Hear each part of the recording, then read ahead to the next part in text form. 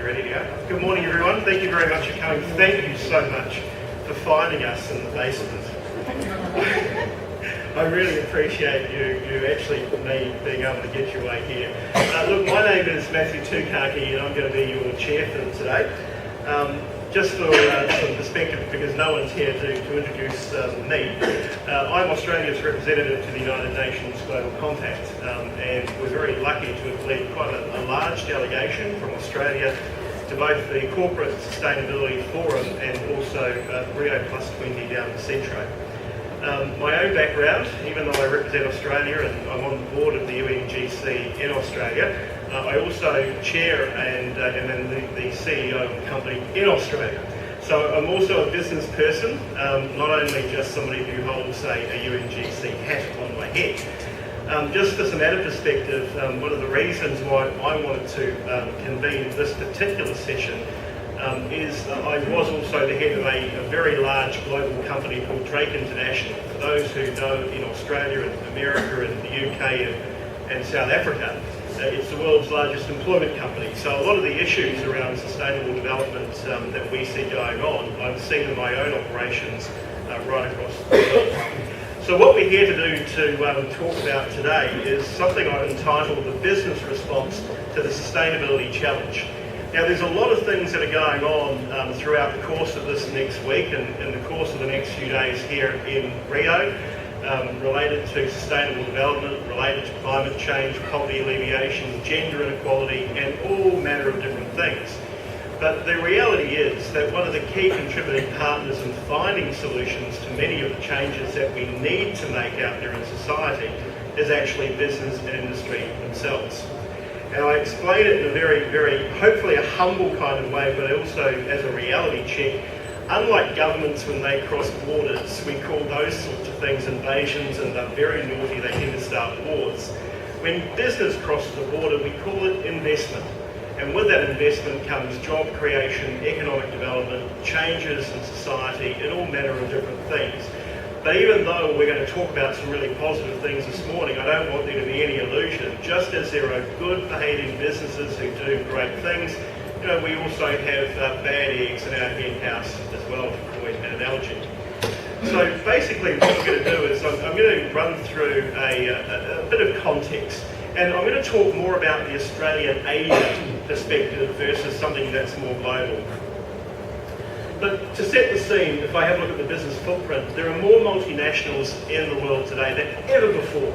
And in fact, just over 50 years ago, there were actually fewer than 500 multinationals. Some would argue there were even less than that.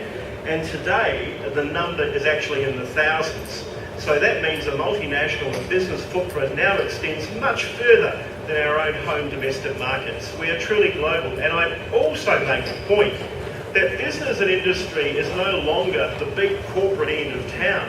It's also small to medium-sized enterprises and businesses. And indeed, the greatest expansion that's occurring at the moment from a developed country into developing countries comes from the small business community. So our business footprint, our industry profile is changing. And on our panel today, and I'll introduce them after I set the scene, we have a combination of very large organisations and some medium-sized players as well. I also want you to consider this because this is a UNGC event. More than 50% of UNGC signatories are in fact small to medium-sized companies. They're not just your Coca-Colas or your Airbus or your Boeing or any number of these large organisations. 50% are actually small to medium-sized enterprises that make up our UNGC family. And I think that's a point worth making. Because when we respond to certain issues, we're not just responding with a big hat on or a big corporate brand on, we're responding from a large diverse group of business and industries. In terms of Asia and Australia, and I hope I'm not going to be too flippant here, but there are a couple of realities going on in our side of the world versus other parts of the world that are worth explaining. Number one is that far from the experience in Europe at the moment, Asia and Australia are booming economies. We don't have a global financial crisis in the same way that's occurring over in Europe. And we don't have the same issues that relate to access to credit or capital that are going on in Europe.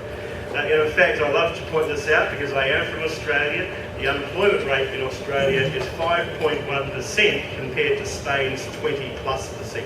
So there's a big point of difference. Also, in our region, if you have a look at countries such as Indonesia, as Malaysia, China, Vietnam, Cambodia and Laos, business again is booming. So we're not confronted with the same challenges necessarily when it comes to finance and access to credit. But we do have our challenges, and I don't want there to be any illusion about that. So while Europe's focused on where to get some money from to pay their debts, we're focused on growing business and industry across our region. Now, with that growth also comes the development of economies, of social development, of job creation, of a range of different things. So if we have a look at our region, we're also home to some of the biggest challenges that a lot of you are here to look about or learn about today. They include water security, food security, resource security, gender inequality, biodiversity and the environment. Now, I tell a story, and I get into trouble for this. There was a UNGC initiative launched over in the Nordic region only a few months ago related to the textile industry. Now, that's a really good initiative, there's no doubt about that. But the reality is that while it might be launched in the Northern Hemisphere, the supply chains and the manufacturing of those goods and products reside in our region. And so it's interesting that we don't get any input into something that gets developed in the Northern Hemisphere, yet it impacts on us. And yet we're confronted with a whole series of different challenges. But to look at a few, gender inequality, we are home to the largest human capital workforce on the planet.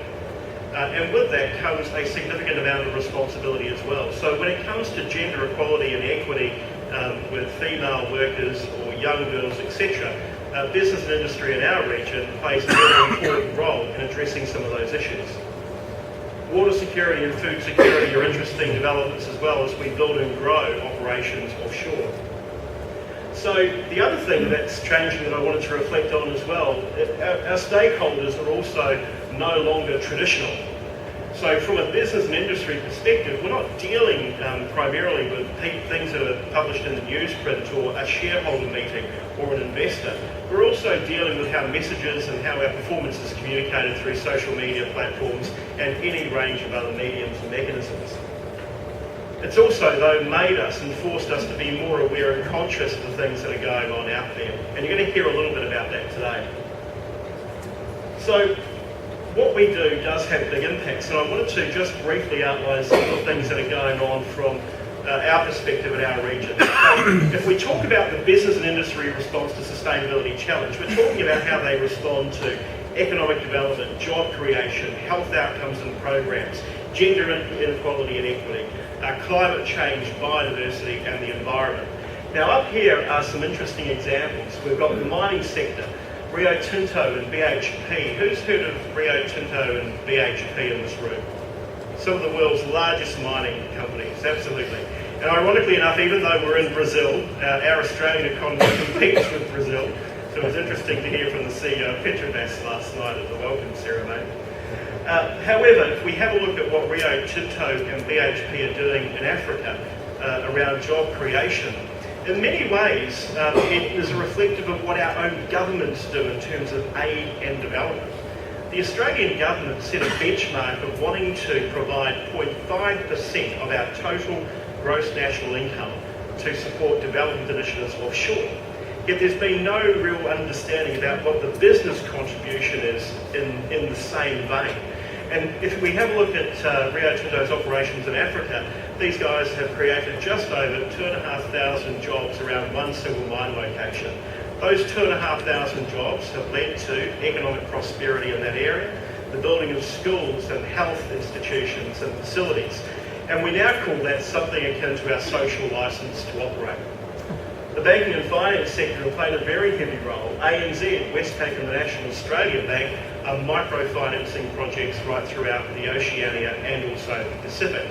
But more importantly, our institutions in Australia are responding to a big dilemma, making sure that they don't invest in projects and programs that harm the environment, impact on human rights, or alternatively are bound up in what we call anti-corruption.